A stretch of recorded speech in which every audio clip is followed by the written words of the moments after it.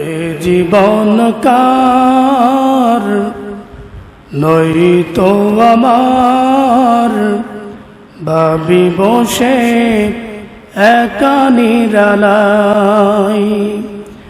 এ জীবন কার নয়তো আমার, ভাবি বসে একা নিরালাই। ভাবি বসে একা নিরালাই। ভাবি কার দান এ দেহ এ প্রাণ, ভাবি কার দান এ দেহ এ প্রাণ। কে দিল দুঃখ ভাবনা পেরেশান। এ জীবন কার নয়তো আমার, ভাবি বসে একা নিরালাই। ভাবি বসে একা নিরালাই। সম্মানিত বন্ধুগণ আমার, আল্লাহ সুবহানাহু ওয়া তাআলা কোরআনুল কারীমের সূরা আন-নিসা 3 নম্বর পারা 4 নম্বর সূরা 174টি আয়াত দ্বারা এই সূরাটিকে আল্লাহ পাক গঠন করে নাজিল করে দিলেন। এই সূরার ভেতরে 29 এবং 30 নম্বর আয়াতে কারিমা আল্লাহ পাক নাজিল করে দিলেন আর বললেন, পৃথিবীর মানুষ, ওয়ালা তাকুতুলু আনফুসাকুম ইন্নাল্লাহা কানা বিকুম রহিমা। জোরে বলেন আল্লাহু আকবার। আল্লাহ পাক ডেকে বললেন, পৃথিবীর মানুষ, তোমরা নিজেদেরকে হত্যা করো না, নিজেদেরকে হত্যা করা থেকে বিরত থাকো। নিজেদেরকে হত্যা করো না, আত্মহত্যা করো না। কারণ হলো আত্মহত্যা করা মহাপাপ। শুধু পাপই নয়, এটা বড় গুনার একটা, যেই গুনার নাম হলো গুনাহে কবিরা। তাহলে আত্মহত্যা করা যাবে? আত্মহত্যা করা যাবে না।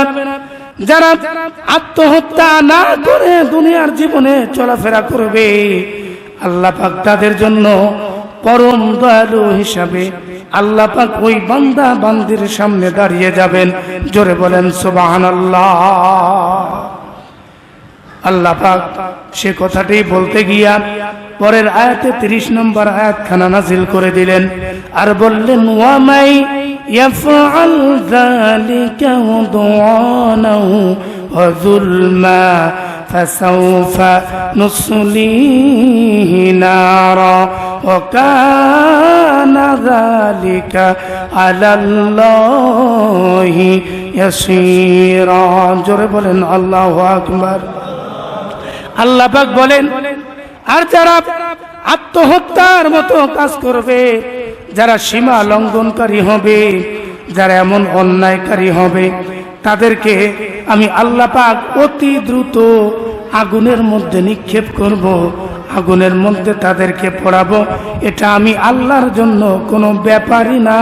ওয়া কানা যালিকা আলাল্লাহি ইয়াসীরা, এটা আমি আল্লাহর জন্য কোনো ব্যাপার না।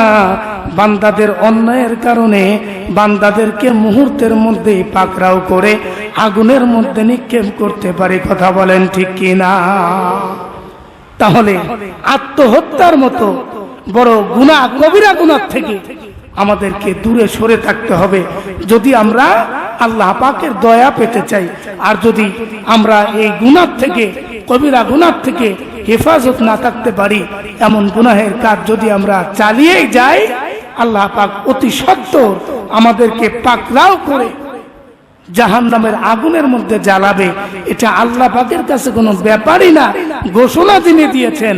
আওয়াজ দিয়ে বলেন তিনি কে? তাহলে বোঝা গেল এত বড় গুনাহ থেকে আমাদেরকে বিরত থাকতে হবে। এ গুনাহ করা তো দূরের কথা, এ গুনাহ করবার কোনো চিন্তা ধ্যান ধারণাও মাথার মধ্যে আনা যাবে না।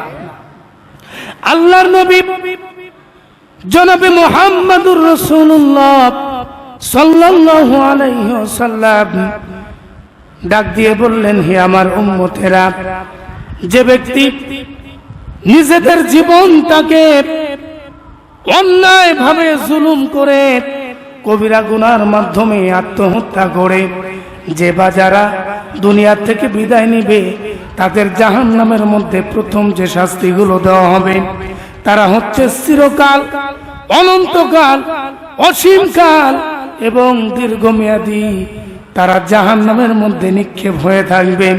এবং তারা যে জাহান্নামের মধ্যে থাকবে, আল্লাহ পাক ওই জাহান্নামের মধ্যে এই আত্মহত্যা যারা করবে তাদেরকে জাহান্নামের আগুনের মধ্যে জ্বালাবে। আর শাস্তি স্বরূপ যে ব্যক্তি দুনিয়ার বুকে গলার মধ্যে ফাঁসি লাগিয়ে মরবে, জাহান্নামের আগুনের মধ্যে তারা পড়বে। আর কিয়ামত পর্যন্ত নয়, দীর্ঘ মেয়াদ পর্যন্ত। আল্লাহ পাকই ভালো জানেন কতদিন পর্যন্ত। কোন কোন হাদিসে বলা হয়েছে আত্মহত্যা যারা করবে তারা চিরস্থায়ী জাহান্নামের মধ্যে থাকবে। কিন্তু মুফাসসিরগণ বলে না না, তার কারণ হলো যারা আত্মহত্যা করবে তারা যদি কালেমা পড়নেওয়ালা বলনেওয়ালা হয়, দীর্ঘদিন আযাব ভোগ করার পরে তাদেরকেও আল্লাহ পাক বের করে জান্নাত দান করবেন। জোরে বলেন সুবহানাল্লাহ। তার দৃষ্টান্ত স্বরূপ আজ থেকে বহু বছর পূর্বে বাংলাদেশের চলচ্চিত্রের একজন নায়ক, নাম হলেন রিয়াজ। চিনি তো আমরা অনেকে, সাহাবদের নাম মুখস্থ না থাকলেও নায়ক নায়িকাদের চিনতে, তাদের নাম জানতে আমরা কেউ ভুল করি না, ঠিক কিনা ভাই? অভিনেতা নায়ক রিয়াজ তার শ্বশুর নিজের লাইসেন্স করা বন্দুক দিয়ে মাথায় ঠেকিয়ে কালেমা পড়তে পড়তে গুলি ফাটিয়ে দুনিয়ার থেকে বিদায় নিয়ে চলে গেলেন। ডিপ্রেশন, হতাশা। তিনি চেয়েছিলেন ডিপ্রেশন থেকে, হতাশা থেকে বাঁচতে, কিন্তু সে তো বাঁচেই নাই। এই আত্মহত্যা করার কারণে সে আরো জাহান্নামের যে কঠিন আযাব, যে শাস্তি, সে আযাবের ভেতরে, সে শাস্তির ভেতরে আরো পতিত হয়ে গেছে অনন্তকালের জন্য। কথা বলেন ঠিক কিনা? এজন্য সীমা লঙ্ঘনকারী আমাদের হওয়া যাবে না। আল্লাহ পাকের নবী ডাক দিয়ে বলেন, আত্মহত্যাকারী যারা হবে, সীমা লঙ্ঘনকারী যারা হবে, তাদেরকে জাহান্নামের আগুনের মধ্যে জ্বালানো হবে। যে বা যারা গলায় ফাঁসি নিয়ে মরবে, অনন্তকাল পর্যন্ত তারা জাহান্নামের আগুনে জ্বলবে। আর একবার গলায় ফাঁসি নিবে, মরবে, আবারও আল্লাহ প্রাণ দিবে, জীবিত করবে, আবারও সে গলায় ফাঁসি নিয়ে মৃত্যুবরণ করবে। জাহান্নামের ভেতরে যতদিন পর্যন্ত সে থাকবে, তার শাস্তি স্বরূপ একবার ফাঁসি নিয়ে মরবে, আবার জীবিত হবে, আবার মরবে, নিচে জাহান্নামের আগুন দাও দাও করে জ্বলতে থাকবে। এটা হলো তার শাস্তি। যে ব্যক্তি বিষ খেয়ে মারা যাবে, আল্লাহ পাকের নবী ডাক দিয়ে বললেন, সেই ব্যক্তিকে জাহান্নামের আগুনের মধ্যে পোড়ানো হবে, আর একটু করে বিষ পান করানো হবে। বিষ পান করবে, ছটফট করতে করতে মৃত্যুবরণ করবে, আবারও প্রাণ ফিরে পাবে, আবারও বিষ খাওয়ানো হবে। এমনটা আযাব চলতেই থাকবে, চলতেই থাকবে। যে ব্যক্তি পেটের মধ্যে ছুরি দিয়ে আঘাত করে দুনিয়া থেকে বিদায় হবে, আত্মহত্যা করবে, অনন্তকাল যতদিন পর্যন্ত সে জাহান্নামের মধ্যে থাকবে, ততদিন পর্যন্ত প্রত্যেকবার ছুরি মারবে, মৃত্যুবরণ করবে, আবারও ক্ষত স্থান ভালো হয়ে যাবে, আবারও ছুরি মারবে, যতদিন জাহান্নামে থাকবে। এমনটি করে আযাব তার জন্য চলতেই থাকবে। এই শাস্তি যিনি দিবেন তিনি কে? এই শাস্তির হাত থেকে বাঁচার দরকার আছে না নাই? যদি থাকে তাহলে আমাকে আপনাকে সীমালঙ্ঘনকারী হওয়া যাবে। সরে বলেন যাবে। আল্লাহর নবীর একজন সাহাবী যুদ্ধের ময়দানে, বুখারী শরীফ থেকে সহিহ একটা হাদিস আপনাদেরকে শোনাতে চাই। 1364 নম্বর হাদিস এবং সহিহ মুসলিম শরীফে 112 নম্বর হাদিস আল্লাহ নবী জনাবে মুহাম্মদুর রাসূলুল্লাহ সাল্লাল্লাহু আলাইহি ওয়াসাল্লাম বর্ণনা করেন, এক ব্যক্তি যুদ্ধের ময়দানে তরবারি নিয়ে যুদ্ধ করছেন, এমন ভাবে যুদ্ধ করছেন কাফের বেঈমানদেরকে একাই মেরে ফেলছেন, হত্যা করে ফেলছেন, দুনিয়া থেকে বিদায় করে দিচ্ছেন।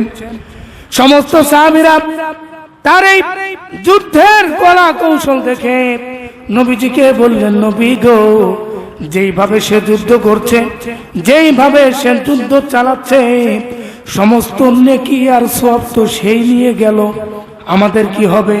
আল্লাহ নবী বললেন, চিন্তা করো না, লোকটা জান্নাতি নয়, লোকটা জাহান্নামী।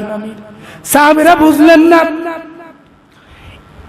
ইসলামের পক্ষে, দ্বীনের পক্ষে যেই ব্যক্তি কাফেরদের সামনে তরবারি ধরেছে, কাফেরদেরকে দুনিয়া থেকে বিদায় করে দিচ্ছে, এই লোকটা কেমন করে জাহান্নামী হয়? একজন দুইজন সাহাবী ওই সাহাবীর অবস্থানটা দেখার জন্য পিছন পিছন রওনা করে দিলেন। সামনে আগায় গেলেন, হঠাৎ করে দেখতে পাইলেন ওই সাহাবী অনেকগুলো মানুষকে, কাফেরদেরকে হত্যা করলেন। হত্যা করতে করতে হঠাৎ করে একজন কাফেরের তরবারির আঘাত এসে হাতের মধ্যে লেগে গেল, হাতটা তার বডি থেকে আলাদা হয়ে জমিনের মধ্যে পড়ে গেল। ওই সাহাবী মনে মনে ভাবছে, এই তো বোধ হয় আমি শাহাদত বরণ করব, কিন্তু সেই শাহাদত বরণ করে না, মরেও না। এমত অবস্থায় হাত যে কেটে গেছে, হাতের যন্ত্রণা আর সহ্য হয় না। হাতের যখন তীব্র যন্ত্রণা, সঙ্গে সঙ্গে হাতের যন্ত্রণা সহ্য করতে না পেরে ওই সাহাবী নিজের তরবারি মাটির মধ্যে পুঁতে রেখে ওই তরবারির উপরে ঝাঁপ দিলেন, নিজের জীবনটা দিয়ে দুনিয়া থেকে বিদায় নিয়ে চলে গেলেন। সাহাবীরা বুঝতে পারলেন, সে তো শাহাদত বরণ করলেন না, নিজের জীবন নিজে দিয়ে আত্মহত্যা করেছেন, যার কারণেই নবী তাকে জাহান্নামী বলেছেন। কথা বলেন ঠিক কিনা? তাহলে আত্মহত্যা, আমরা জানি আত্মহত্যা মহাপাপ, কিন্তু এই মহাপাপের পিছনে বড় একটা পাপ লেখা আছে, যেই পাপের নাম কবিরা। পাপের নাম কি? দুনিয়ার সকল গুনাহ আল্লাহর কাছে ক্ষমা চাইলে মাফ হয়ে যায়, কিন্তু কবিরা গুনাহ যদি থাকে, খাঁটি তওবা ব্যতীত মাফ হবে। জোরে বলেন হবে। যেই গুনাহ খাঁটি তওবা ছাড়া মাফ হবে না, ওই গুনাহ আমি আর আপনি সারাটা জীবনে করব না। এমন গুনাহ থেকে হেফাজত থাকার তৌফিক আল্লাহ পাক আমাকে বাকি আপনাদেরকে দান করেন। চিৎকার দিয়ে বলেন সুবহানাল্লাহ। এখন বলবেন, হুজুর এই দিনে আত্মহত্যা সম্পর্কে বয়ান, হে বয়ান কি না করলেই না? এবার আসেন কেন করছি। বাঙালি আবেগপ্রবণ মানুষ, আমরা যারা বাঙালি, আমরা বাংলাদেশের মানুষ, আমরা বিবেক দিয়ে কোনো কিছু ভাবিও না, চিন্তাও করি না, আমরা আবেগ দিয়ে, আবেগের উপরে চলি, আবেগপ্রবণ লোক আমরা। বলবেন হুজুর কিভাবে? খেলা হচ্ছে সেই কোন দেশে, তারা মুসলিমও না, তারা ইহুদি, খ্রিস্টান, বেঈমান, বেদী, তারা কোন দেশে না কোন দেশে খেলছে। সেই দেশের খেলাকে কেন্দ্র করে আমাদের দেশের যুবকেরা আত্মহত্যা করতেছে। চিৎকার দিয়ে নাউজুবিল্লাহ বলতে হবে। ব্রাজিল, তার সাথে খেলা ছিল কার? নরওয়ে। এই খেলা যেদিন হলো, ব্রাজিলকে যেদিন নরওয়ে গোল দিয়ে কিক মেরে ফিফা থেকে বের করে বাসায় পাঠিয়ে দিল, খেলা শেষ হতে না হতে কুষ্টিয়ার একজন 21 বছরের যুবক, ব্রাজিল 2টা গোল খাইছে, এ বিরহ, ব্যথা, যন্ত্রণা সহ্য করতে না পেরে বাসায় গিয়ে গামছা লাগিয়ে, গলার সাথে গামছা বেঁধে ফ্যানের সঙ্গে ঝুলে আত্মহত্যা করে দুনিয়ার থেকে বিদায় নিল। আমার মনে হয় এ যুবক এত বড় ত্যাগ স্বীকার করার কারণে এখন জান্নাতে বসে বসে শরবত খাচ্ছে, ফেরেশতারা মনে হয় তাই খাওয়াচ্ছে। এত বড় স্যাক্রিফাইস করলো, নিজের একটা দল, সে দল গোল খেয়ে হেরে গেল, আবেগপ্রবণ হয়ে 21 বছরের যুবক গালায় গামছা লাগিয়ে ফাঁসিতে ঝুলে আত্মহত্যা করে ফেললো। এর মতো বলদ, এর মতো পাগল জাতি আর আল্লাহর জমিনে কোথাও আছে কিনা আমার সন্দেহ হয়। গতকালের আগের দিন মিশরের সঙ্গে আর্জেন্টিনার যেদিন খেলা হলো, মিশর যখন 2টা গোল দিল আর্জেন্টিনাকে, কুমিল্লায় এই 2টা গোল খেয়েছে আর্জেন্টিনা। কথা কাটাকাটি করতে করতে নীলফামারীর একজন যুবককে পিটিয়ে দুনিয়ার থেকে বিদায় করে দিল এই বাংলাদেশ। গতকালকের একটা রিপোর্ট করে শোনাচ্ছি। রাজু আহমেদ নামে একজন বলেছেন, মেসির সাথে জাহান্নামে থাকাটাও গর্বের বিষয়। খালি এই কজন নাউজুবিল্লাহ। মেসির সাথে নাকি জাহান্নামে থাকাটাও গর্বের বিষয়। ওকে পাইলে ভালো জুতা দিয়ে না, সেরা জুতা দিয়ে পিটাইলে ওই সেরা জুতারও মান ক্ষুণ্ণ হবে। এমন পাগল কি কোন রাষ্ট্রে বা কোন দেশে জন্মে? গতকালকের ভিডিওর কথা বলছি। আর্জেন্টিনার সাপোর্ট করতে গিয়ে মিশরের দলকে, খুব খেয়াল করে শুনেন, ভয়াবহ একটা কথা বলছি। মিশরের দলকে বলা হয়েছে যে মিশরের দল এটা ফেরাউন বাহিনী, মিশরের দল এটা ফেরাউন বাহিনী। আর আর্জেন্টিনার মেসি, আল্লাহ পাক নবী মুসাকে মেসির আকারে দুনিয়াতে পাঠিয়ে মিশরের ফেরাউন মার্কাজে 11টা প্লেয়ার খেলেছেন, তাদেরকে নবী মুসাকে মেসির আকারে দুনিয়াতে পাঠিয়ে মিশরকে আল্লাহ পাক নিজে হারিয়েছে। বলবেন হুজুর এই তথ্যগুলো আপনি বললেই তো মেনে নিতে পারছি না। বিকাল বেলা দেখা করেন, 1 কাপ চা খাওয়াবো আর ভিডিওটা দেখাবো। ভিডিও আছে আমার কাছে, প্রমাণ ছাড়া বলছি না। খেলা হচ্ছে কোন দেশে, সেই খেলাকে জের করে আবেগপ্রবণ হয়ে আপনি গলায় ফাঁস নিয়ে আত্মহত্যা করছেন। আপনি কি মানুষ? আপনাকে মানুষ বলতেও কষ্ট হয়। কোন দেশে কোন ইহুদি খ্রিস্টানরা খেলছে, তাদের সাপোর্ট করে আপনি খেলা দেখেন, সমস্যা নাই, এত আবেগপ্রবণ হওয়ার দরকার কি? আপনি ইহুদিদের জন্য আপনার জীবনটাকে বিলিয়ে দিচ্ছেন, অথচ আমি একটু আগেই বলেছি এ জীবন কার নয় তো আমার। বন্ধু, একটাবার বসে বসে ভাবা দরকার, কথা কোন ঠিক কিনা? এ জীবনের মালিক আমি না, এ জীবনের মালিক আমি, আপনি না, এ জীবনের মালিক আল্লাহ। আল্লাহ দেওয়া জীবনকে আমি আর আপনি কিভাবে এমন বেহায়াপনা করে বিদায় করতে পারি? আল্লাহ পাক এই সমস্ত কাজকর্ম থেকে আমাদেরকে হেফাজত করেন, জোরে বলেন আমিন। একটা হাদিস বলেছিলাম, যার সাথে যার মোহাম্মত তার সাথে তার কিয়ামত। কিয়ামতের ময়দানে আল্লাহ পাক তার সাথে আপনাকে তুলবেন। ভাই, খেলা দেখছেন ঠিক আছে, মোহাম্মত করছেন তাও ঠিক আছে, একটা বিষয় বুঝেন, এটা আমি বলছি না, আল্লাহ পাক ভালো জানে খেলার মধ্যে কি চলছে আর না চলছে। এটা আমি বলতেও যাচ্ছি না কি হচ্ছে না হচ্ছে। তবে একটা বিষয় খেয়াল করে দেখেন, ফেসবুক, ইউটিউব বলেন আর নিজেরা যদি দেখে থাকেন, একটু অ্যানালাইসিস করে দেখবেন, মিশর মুসলিম দেশ, নরওয়ে মুসলিম দেশ, মরক্কো মুসলিম দেশ, যে কয়টা মুসলিম দেশ এই ফিফায় অংশগ্রহণ করেছে, খেলেছে, তাদেরকে পরিকল্পিতভাবে হারিয়ে দেওয়া হচ্ছে। এর কারণ কি জানেন? আজ থেকে 1500 বছর পূর্বে আল্লাহ পাক কোরআন আল কারীম নাজিল করে মুসলমানদেরকে জানিয়ে দিয়েছেন, ইহুদি খ্রিস্টান বেঈমান বেদিন যারা, তারা মুসলমানদের বন্ধু নয়, তারা তাদের মুসলমানদের প্রকাশ্য শত্রু। তারা, জোরে বলেন সুবহানাল্লাহ। এই ঘোষণা যিনি দিয়েছেন তিনি কে? আজকেও যেন কোন মুসলিম দেশ ইহুদিদের সাথে বিজয় হতে না পারে, তার জন্য প্ল্যান করে, প্রোগ্রাম করে তাদেরকে ছাঁটাই করা হচ্ছে, বাছাই করা হচ্ছে। এখান থেকে শিক্ষা নেন, ইহুদি খ্রিস্টান নাসারা বেদিন যারা, তারা আমাদের প্রকাশ্য শত্রু, তারা আমাদের কখনো বন্ধু হতে পারে না। যারা আমাদের প্রকাশ্য শত্রু, বন্ধু না, তাদেরকে মহব্বত আর সাপোর্ট করার কোনো প্রশ্নই আসে না। কথা বলেন ঠিক কিনা? এরপরেও যদি আপনারা সাপোর্ট করতে চান করেন, আপত্তি নাই। আপনার পায়ে আপনি কুড়াল মারলে আমার কিছু করার আছে? আল্লাহ পাক উত্তম বুঝ আমাদেরকে দান করেন। জোরে বলেন।